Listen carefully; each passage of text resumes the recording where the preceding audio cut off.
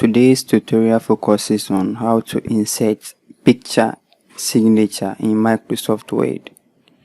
So if you are ready, let's get to it. First, make sure you have a scan or digital image of your signature saved on your computer. Ensure that the image is a commonly supported format like JPG, PNG, or a GIF.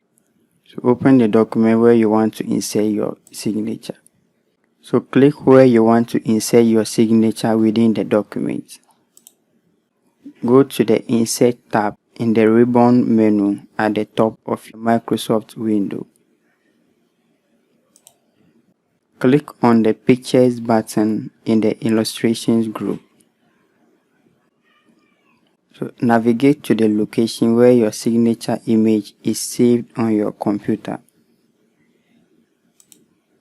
Select the image file and click Insert.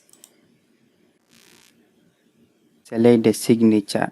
Navigate to the Format tab in the ribbon menu at the top.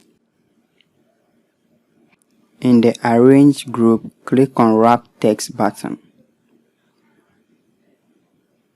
Select Behind Text from the drop-down menu. Click and drag the signature image to reposition it within the document if necessary.